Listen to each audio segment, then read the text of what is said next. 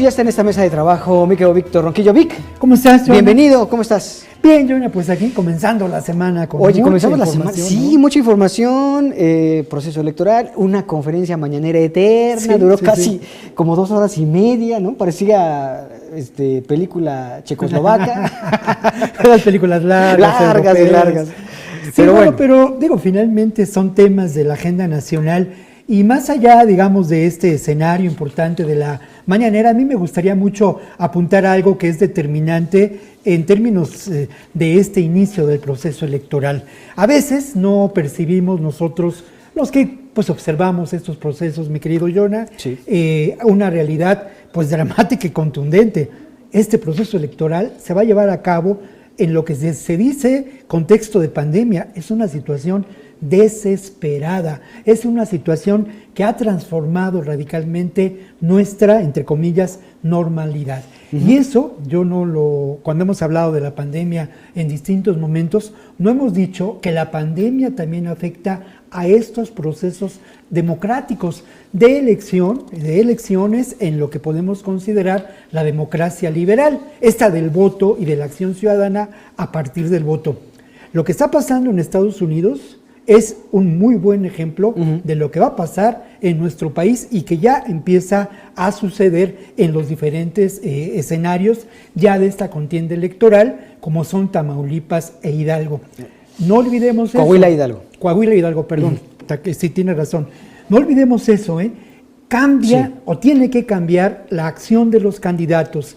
Yo no puedo imaginar lo que van a ser las elecciones en términos de la disposición de las urnas, así de sencillo. Sí, exacto.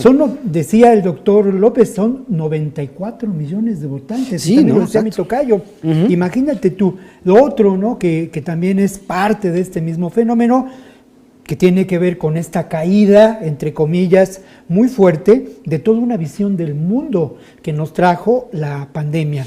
Esta idea, finalmente, de que el proceso electoral y que el voto va a llevarnos a mejores instancias de realidad social. Esto también está en entredicho. Y en México ha habido un creciente problema de abstencionismo. Pero brutal, ¿no? Brutal. Estas elecciones particularmente son muy interesantes porque le pueden cambiar el rostro político a México. Y ahí es en donde yo pongo en duda la frase que reiteradamente dice el presidente, es que tenemos a la sociedad más politizada del mundo. No es cierto, o sea, tenemos una cantidad de población que no le importa en lo absoluto lo que pasa en la política, lamentablemente. Mira, ahí esto es complejo, ¿no? No creo que exista un sí y un no ante esta respuesta, porque si uno recuerda lo que ocurrió en el 2018, con una enorme participación, literalmente... Se rompieron récords, o sea. De verdad, uno veía las urnas a reventar, literalmente. Y esto fue un movimiento social que trascendió incluso al sistema político mexicano y la representación de sus partidos. No sé si esto puede ocurrir en este contexto. Lo vamos a ver. Lo vamos a ver. Pero por lo pronto, a mí lo que seleccioné en esta mañanera de hoy para comentar contigo y con el público son un par de inserts muy interesantes. Uno en relación a este manejo informativo que es tendencioso, que es malintencionado, que al armar un noticiario, tú y yo lo sabemos, o un periódico, la primera plana, uno puede manejar la información de muchas maneras. Siempre. Cuando ocurre esto, la respuesta que te pueden dar es técnica, contundente y te exhiben. Esto fue lo que pasó en la mañanera de esta mañana. Escuchemos al doctor Carlos Morán, que él fue quien dio la respuesta técnica a una nota publicada la semana pasada en Reforma, donde se decía que no se había terminado de explorar la realidad cabal, probada, de las posibilidades que tiene el aeropuerto de Santa Lucía de no generar choques aéreos. Que no tenía los estudios, ¿no? Que no tenía los estudios. Escuchemos al doctor Carlos Morán y luego seguimos en este comentario. Se hizo un estudio que se le encargó a la empresa tal vez más reputada del mundo en el desarrollo de los estudios de aeronavegabilidad, que es Navblue, una empresa del grupo del consorcio de Airbus Industries, que es una empresa europea muy relevante.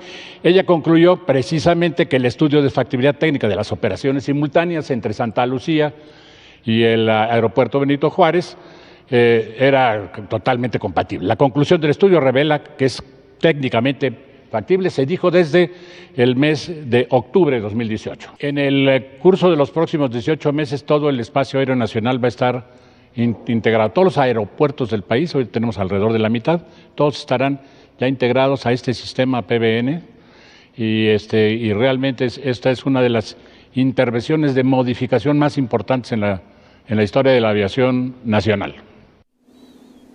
Bueno, muy importante esta modificación y que trae consigo la buena noticia no solamente de la utilización del aeropuerto, no se trata de un asunto político, se trata de un asunto que va a economizar combustible, que va a generar menos problemas ambientales y además que va a ampliar la perspectiva de la aviación como empresa, como negocio en este país. Exacto. Otro momento muy interesante, mi querido Jonah, fue cuando la colega Daniela Pastrana, a quien yo mando un saludo si de casualidad nos está viendo, editora, promotora, corazón de esta página, de pie de página, que yo recomiendo mucho porque es un muy buen ejercicio de periodismo independiente, pregunta al presidente López Obrador sobre algo que es determinante y que aquí también lo hemos traído a la mesa, ¿no?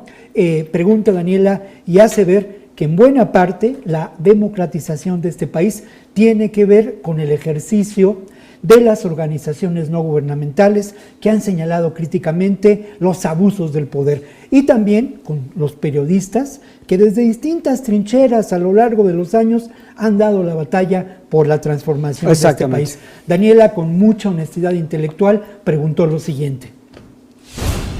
Creo que usted es una persona que conoce bien al país y que le gusta la historia, y entonces yo no entiendo por qué ha dejado o está borrando en la historia un papel muy importante que hemos tenido en los últimos 20 años, quizá periodistas y estas organizaciones, no todas, pero sí muchas, muchísimas, para la construcción democrática de este país.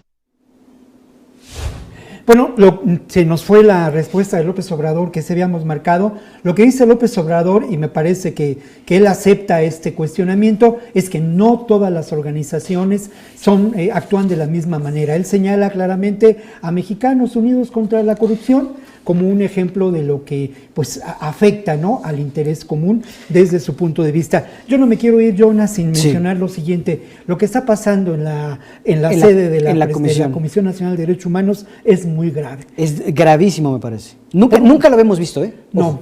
Nunca. Por una parte, me parece que es terrible la administración de la Comisión Nacional de Derechos Humanos en los últimos meses. No hemos más que recibido pues pronunciamientos en relación a muchos eventos, solamente pronunciamientos. No recomendaciones.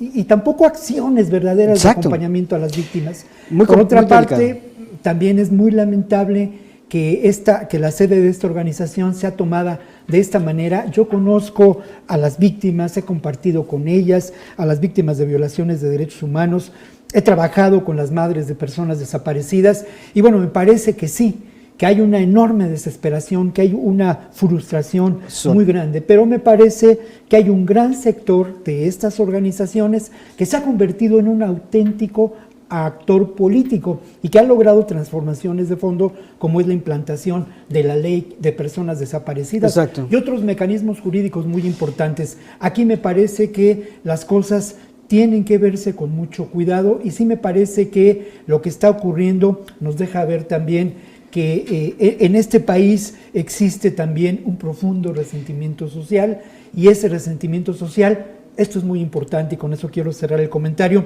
no encuentra salida en los partidos políticos. No, ninguno. Y esto es, de ahí viene también el asunto del abstencionismo, ¿no? Pues ahí está, Vic, es un tema delicadísimo que tendremos que seguir todavía con mucho cuidado y es que, como bien dices, creo que no hay manera de verle el lado positivo a la gestión de Rosario Piedra, ¿no? No hay manera.